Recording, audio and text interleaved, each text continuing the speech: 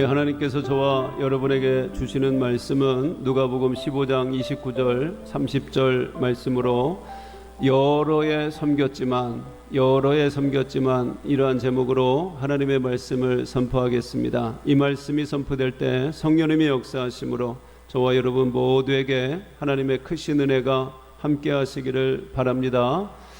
초등학교 어린이가 걱정스러운 그런 표정으로 있습니다. 그래서 담임 선생님이 오셔서 얘야 너 무슨 걱정이 있냐 이렇게 물어봤습니다.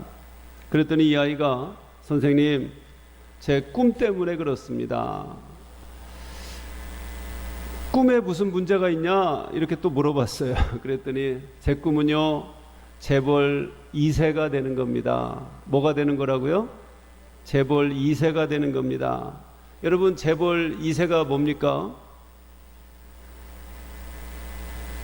재벌의 아들이 된다는 거죠. 재벌 2세 그러면 재벌의 아들이 된다라는 것입니다. 그래 그럼 재벌 2세가 되는 게 뭐가 문제냐 또 물어봤어요. 그랬더니 그런데요 우리 아버지가 전혀 일을 하지 않아요. 이렇게 대답을 하는 것입니다. 무슨 뜻인가 잘 모르시는 가운데 아버지가 일을 열심히 해서 재벌이 되면 자기는 재벌 2세가 된다는 것입니다. 근데 자기의 꿈이 재벌 2세인데 아버지가 전혀 일을 하지 않는다. 재벌이 되려고 하지 않는다라고 하는 얘기입니다. 우리는 우리의 인생을 늘 남에게 핑계를 대는 게 많이 있습니다. 부모를 잘못 만나서 그렇다, 아니면 남편을 잘못 만나서 그렇다, 또 아내를 잘못 만나서 그렇다, 또 어떤 때는 하나님 왜 나를 왜 축복해 주시지 않았습니까 하면서 하나님 앞에 또 그렇게 핑계를 대고 원망을 하는 경우가 있는 것입니다. 여러분 이제는 핑계하는 인생이 아니라 하나님을 따라서 복받는 인생이 되시기를 주님의 이름으로 축원합니다.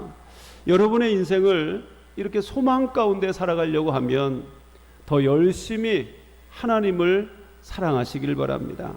그리고 더 열심히 예배 드리시기를 바랍니다.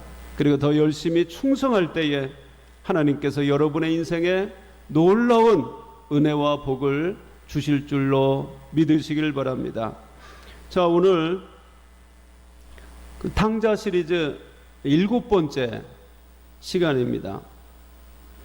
큰아들이 밭에서 일하다가 돌아와서 보니까 집이 잔치 분위기입니다. 풍악 소리가 들립니다. 깜짝 놀라서 종을 불러서 이게 무슨 일이냐 이렇게 물었더니 종이 하는 얘기가 당신의 동생이 돌아왔습니다. 건강하게 돌아오니까 당신의 아버지가 너무 좋아서 잔치를 벌였습니다. 그 순간 이 큰아들은 큰 시험에 들립니다. 안색이 바뀌고 분노하게 됩니다. 그리고 그는 집에 들어가기를 거부합니다. 그때 아버지가 나와서 큰아들에게 권합니다. 너도 함께 들어가서 동생의 얼굴을 보고 함께 잔치를 즐기자. 그때 큰아들은 이렇게 말합니다. 내가 여러 해 동안 아버지를 섬겼는데 그리고 내가 아버지의 명령을 한 번도 거역한 일이 없는데 아버지는 나에게 염소 새끼 하나라도 주어서 나와 내 벗이 즐기게 한 일이 있습니까? 하고 물어봅니다. 그런데 아버지의 살림을 창기에게 날려버린 저 못된 동생이 오니까 살찐 송아지를 잡아서 잔치를 벌일 수가 있겠습니까? 이렇게 물어봅니다. 큰아들은 아버지에게 항의를 하고 있습니다. 어떻게 보면 큰아들의 항의는 정당한 것이죠. 그는 땀 흘려 열심히 일하다가 돌아왔는데 저 동생은 놀다가 그리고 모든 재산을 탕진하고 돌아왔는데 저런 놈을 위해서 잔치를 벌이다니 우리 아버지가 이상한 거 아니냐. 그는 섭섭함과 분노를 하게 되는 것입니다. 그렇게 말할 수 있었던 이 큰아들의 나름대로 이유가 있는 것입니다. 큰아들의 표현에 의하면 나는 여러의 아버지를 섬겼습니다. 동생처럼 아버지를 떠나지 않고 꾸준히 성실하게 아버지를 여러 해 동안 섬겨왔습니다. 나는 아버지의 명령을 한 번도 어긴 일이 없습니다. 불순종한 일이 없습니다. 참으로 훌륭한 아들인 것입니다. 여러분 그렇지 않습니까? 특별히 우리가 청소년기, 청년기를 보내면서 정말 혈기왕성할 때에 부모의 말을 다 순종한다는 것이 참으로 어렵습니다. 또 사춘기가 되면 이 반항 심리가 있어서 부모의 말에 거꾸로 행동할 때가 있는 것입니다. 그거에 비하면 이 큰아들은 정말 흠잡을 데가 없는 훌륭한 아들입니다.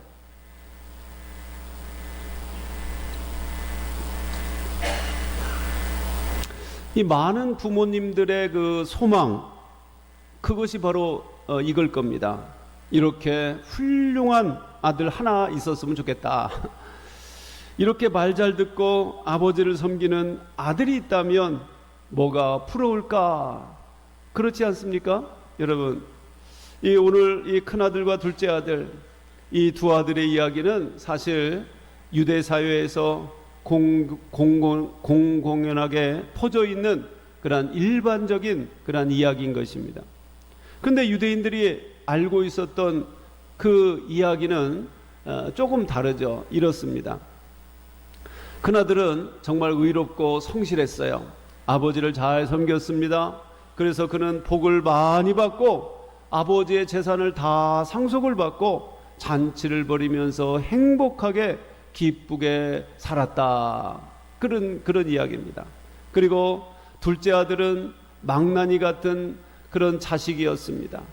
그는 아버지를 떠나고 그는 허랑방탕하다가 재산을 다 잃고 돼지우리 속에서 굶어 죽었다. 이렇게 끝나는 것이 유대 사회에서 있었던 그런 이야기인 것입니다. 여러분, 이때 큰아들은 누구이겠습니까? 바로 유대인인 것입니다. 유대인들 중에서 종교 지도자들, 바리새인들, 서기관, 그 율법사들, 바로 이들이 큰아들인 것입니다. 성실하고 의로운 사람들입니다. 이 사회에서 존경받는 사람들인 것입니다. 거기에 보면 이 둘째 아들은 그 이방 민족을 가리키고 있습니다. 동시에 유대인이면서도 율법을 지키지 못하는 창기와 세리들, 죄인들, 이 사람들이 바로 둘째 아들인 것입니다. 그래서 이 둘째 아들은 결국 아버지를 떠나서 유대인들이 가장 혐오하고 있는 돼지를 치다가 돼지우리에서 굶어 죽어가는 인생이 바로 둘째 아들인 것입니다. 그래서 유대인 부모님들은 늘 자녀들에게 너는 둘째 아들처럼 되지 말아라. 누구처럼요? 이제는 큰아들처럼 성실하고 의롭고 신실하게 살아야 된다. 그것을 늘 가르쳤다고 하는 것입니다. 이것이 바로 그 시대에 있었던 두 형제의 이야기인 것입니다. 그런데 예수님은 이 이야기에다가 그 몇 가지를 더 추가하지 않았습니까? 그것은 바로 돼지우리에서 굶어 죽을 수밖에 없었던 이 아들이 아버지를 생각하고 회개하고 일어나서 아버지에게로 돌아왔다라는 것입니다. 그때 아버지는 그를 용서해주고 치유해주고 그를 위해서 송아지를 잡아서 잔치를 베풀어 주었습니다. 그리고 큰아들은 그것을 보고 분노가 나서 아버지의 집을 들어가기를 거부했다라고 하는 것입니다. 예수님은 바로 그 말씀을 하고 있는 것입니다. 여러분, 사람은 사람의 죄를 용서할 수가 없습니다. 그러나 하나님 아버지는 우리의 모든 죄를 용서해 주시고 우리를 치유하실 수가 있는 것입니다. 특별히 그 당시에 큰아들로 불리는 이 유대 종교 지도자들, 그들은 정말 누가 보기에도 경건했던 것입니다. 그래서 그들은 1회에 한 번씩 금식을 했어요. 온전한 11조를 드렸습니다. 하루 3번씩 시간에 맞추어서 기도를 했습니다. 그들은 여인들을 보면 바로 쳐다보지도 못했어요.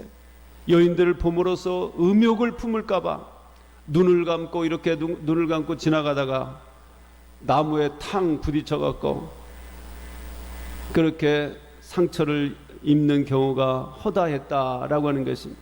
그 정도로 그들은 경건했습니다. 바리새인 여러분, 서기관 이렇게 말하니까 그들이 좀 엉망인 것 같지만 사실 그들의 삶을 본받을 만한 가치가 있었던 것입니다. 그러나 집안에 있는 이 큰아들이 여러분 왜 탕자일까요? 여러분, 우리가 누구하고 이렇게 사랑하는 사이가 된다고 하면 적어도 그 사람이 누구인지를 잘 알아야 되지 않겠습니까? 그 사람이 평소 어떤 생각을 하고 있는지, 어떤 마음을 가지고 있는지 우리가 그것을 알아야지 그를 진짜로 사랑하고 그와 진짜로 우정을 나눌 수가 있는 것입니다. 그것이 상대방을 사랑할 수 있고 또 상대방을 배려할 수 있는 것입니다. 그런데 큰아들은 아버지를 전혀 몰랐다는데 비극의 출발이 있는 것입니다.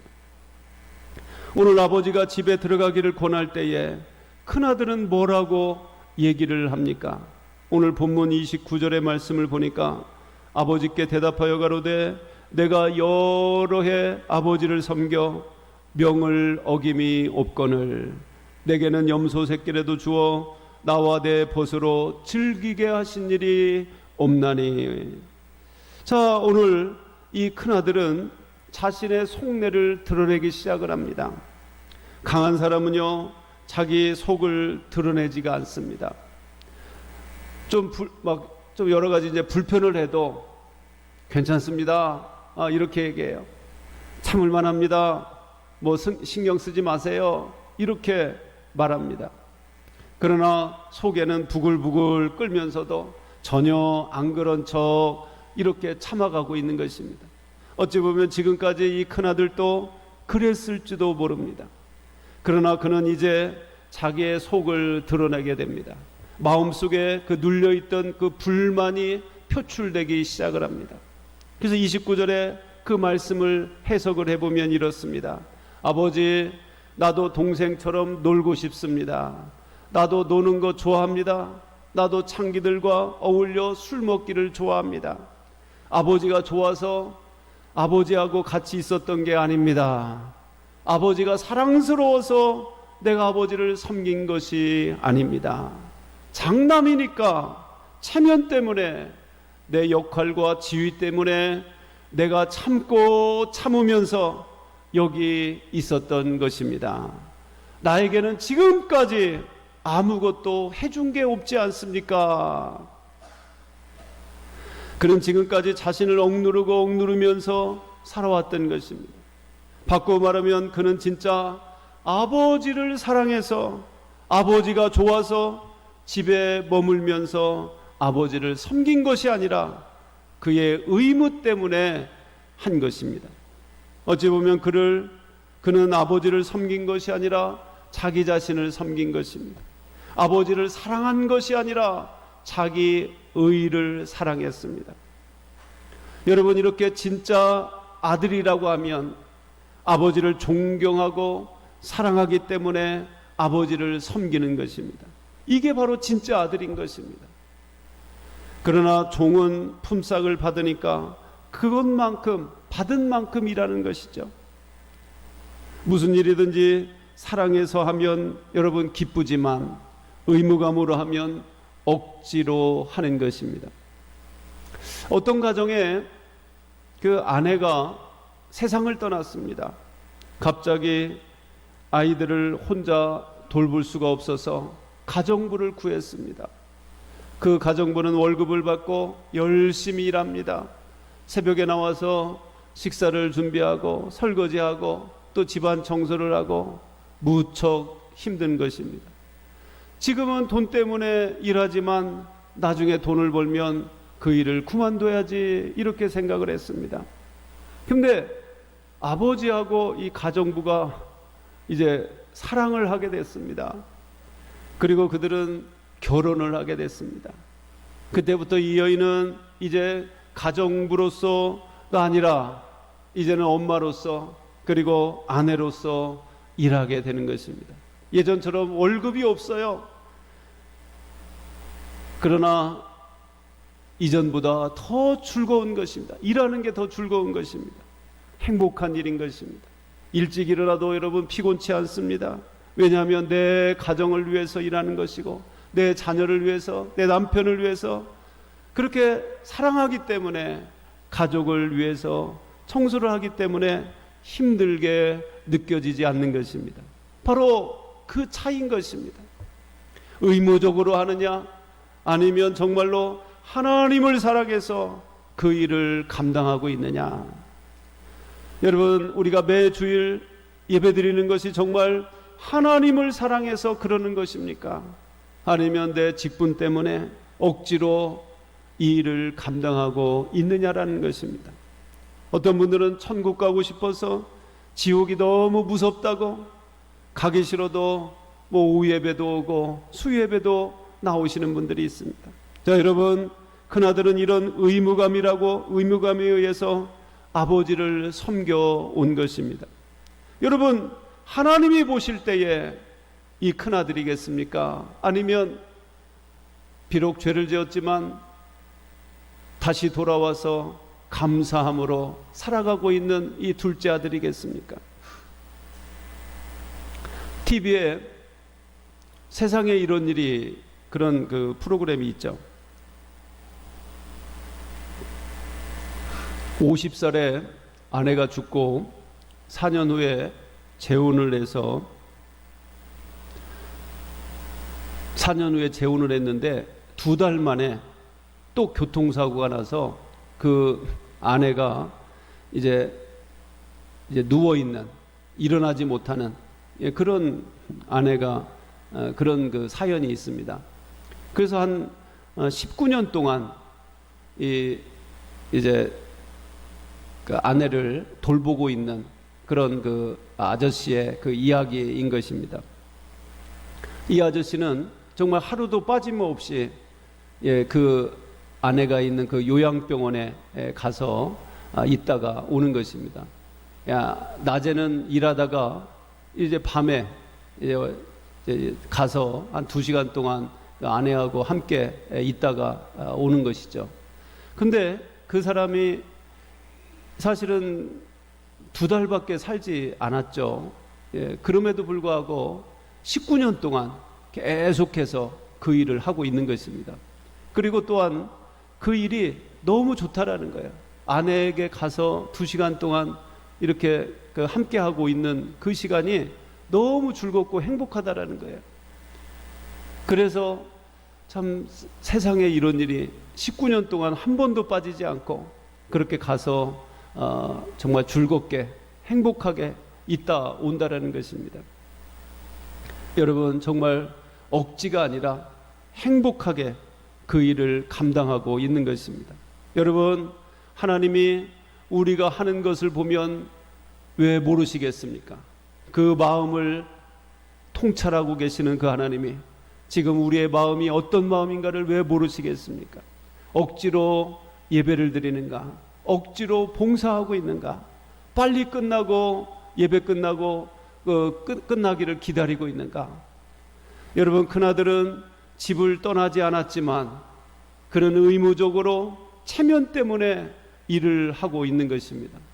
오랫동안 아버지를 섬겼지만 그는 의무적으로 어쩔 수 없이 아버지와 함께 하고 있는 것입니다. 우리 사랑하는 여러분, 우리 그리스도인들은 금욕주의가 아닙니다. 그나들처럼 하나님 앞에 늘 억누르고 살아간다면 여러분, 문제가 있는 것입니다. 체면 때문에, 직분 때문에 그래도 억지로 기도하고 억지로 예배드리고 억지로 봉사한다면 이것처럼 불행한 일이 어디 있겠습니까? 바로 큰아들의 모습이 그런 모습인 것입니다. 그래서 사실 작은 아들, 그 아들이 탕자이지만 그러나 집안에 있는 아들이, 큰아들이 바로 탕자인 것입니다. 하나님은 우리가 사랑을 가지고 즐겁게 봉사하기를 원하고 계십니다. 즐겁게 사역하고 즐겁게 하나님을 만나고 예배하기를 원하고 계시는 것입니다. 여러분, 그런 말이 있지 않습니까? 아내가 이쁘면 처갓집에 말뚝만 보고도 절한다. 별로 남편들이 그렇게 안 하는 것 같아요. 여러분, 그 하나님을 너무 사랑하게 되면 교회 와서 봉사하는 것이 모두 즐겁고 행복한 줄로 믿으시길 바랍니다. 바로 우리의 문제는 뭡니까? 진정으로 하나님을 사랑하지 못하기 때문에, 세상 그 무엇보다도 하나님을 귀하게 여기지 못하기 때문에 우리는 조금 봉사하고 조금 이렇게 그 예배하다가도 시험 들고 실망할 때가 있는 것입니다. 우리 찬송가에도 그런 가사가 있지 않습니까? 주 예수보다도 귀한 것은 없네. 여러분의 인생에 주님이 가장 귀한 분이 되시기를 주님의 이름으로 축원합니다. 세상의 권세, 명예, 그 어떤 것도 예수님보다도 더 귀한 것이 없는 줄로 믿으시길 바랍니다. 회개하고 돌아온 이 둘째 아들이 바로 그런 마음을 갖게 된 것입니다. 그런 마음을 갖게 된 거예요. 이제 아버지와 그 식탁을 같이 앉아 있으면 그렇게 좋은 거예요. 떠나기 전에도 함께 하고 있었죠. 그러나 이제는 그 고난을 다 겪고 회개하고 돌아와다 보니까 아버지와 함께 밥 먹는 그 자체가 너무 귀하고 좋은 거예요. 아버지와 대화하고 또 아버지를 만나서 또 그것이 너무나 행복하고 아버지하고 그 있는 그 자체가 너무 기쁨이었다라는 것입니다. 여러분, 일보다도 중요한 것은 우리가 하나님 앞에 예배를 드리는 것입니다. 그 예배를 통해서 인격적인 관계, 사랑의 관계, 그 깊은 교제를 나누게 되는 것입니다. 그래서 우리가 하나님 앞에 나가서 세상에 그 어떤 것보다도 하나님을 더 사랑할 때에 우리는 하나님께서 주시는 그 용서와 치유를 경험하게 될 줄로 믿으시길 바랍니다. 계시록 3장 20절에 볼지어다 내가 문 밖에 서서 두드리노니 누구든지 내 음성을 듣고 문을 열면 내가 그에게로 들어가 그로 더불어 먹고 그는 나로 더불어 먹으리라. 아멘. 여러분, 우리가 하루 세끼 식사하지만 식사 시간이 여러분 즐겁습니까? 아니면 즐겁지 않습니까?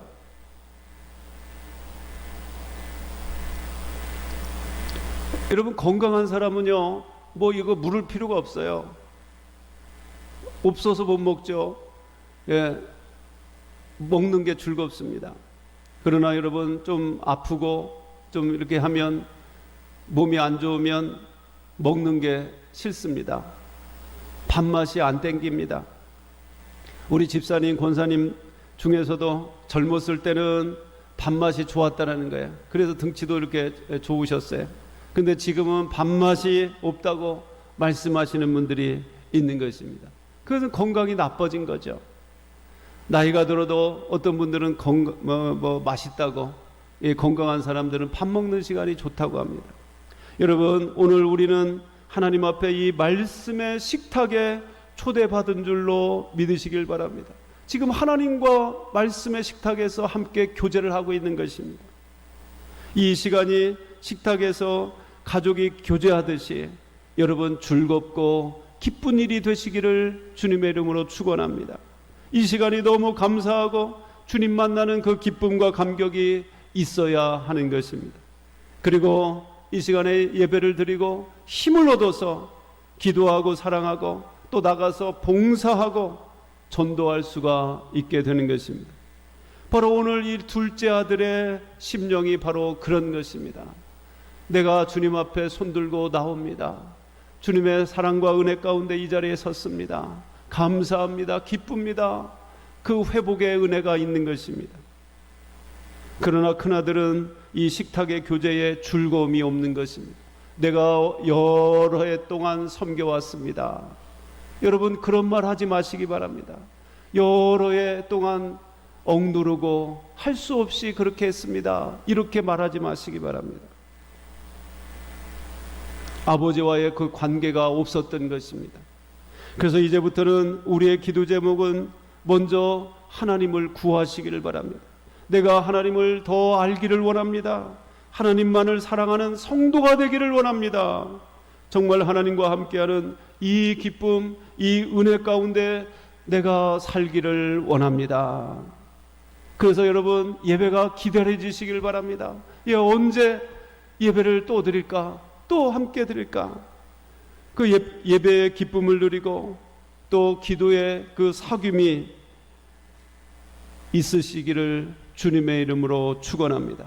바로 이런 성도가 된다고 하면 하나님께서 우리를 기뻐하시는 줄로 믿습니다.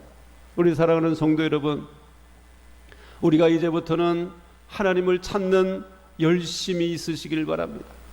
내가 여러 해 동안 섬겼다, 그냥 그렇게 생각하지 마시고 지금부터 다시 하나님을 찾으시고 하나님과 교제하시고 하나님과 가까이 만나시고 그러한 열심을 가지시길 바랍니다. 하나님, 내가 정말 하나님을 알기를 원합니다. 하나님만 사랑하는 인생이 되기를 원합니다. 먼저 하나님만 생각하고 하나님만 사랑하고 하나님만 붙드는 그런 인생이 되기를 원합니다. 하나님을 알지 못하고 허송세월했던 그런 수많은 세월이 있다면 하나님 용서해 주시고 정말 주님을 진정으로 만나게 하여 주옵소서. 그리고 정말 주님을 따라가는 인생이 되게 하여 주옵소서. 예전에는 주님과 멀어지는 인생이 되었지만 이제는 주님을 온전히 따라가서 그 말씀을 따라서 축복받는 인생이 되게 하여 주옵소서. 이것이 바로 우리의 기도의 제목이 되시기를 바랍니다. 그래서 호세아의 그러한 말씀처럼 우리가 여호와를 알자, 힘써 여호와를 알자. 그래서 하나님이 기뻐하시는 자녀가 되시고 또 하나님이 기뻐하시는 예배를 드리시기를 바랍니다. 이제는 이 예배의 자리가 행복하시고 감사하고 기쁨이 되시기를 바랍니다.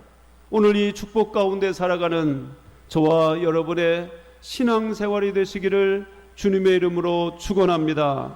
기도하겠습니다.